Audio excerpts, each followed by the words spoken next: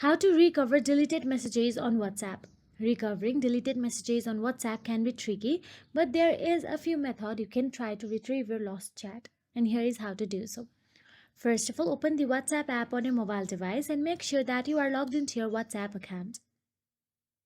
Now, once inside the WhatsApp, all you have to do is tap on the settings icon available at the bottom right corner of your screen and navigate to your settings.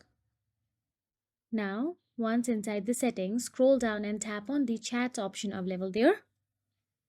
Once you tap on the chats, you will get to see chat backup option available in there. And all you have to do is tap on the chat backup.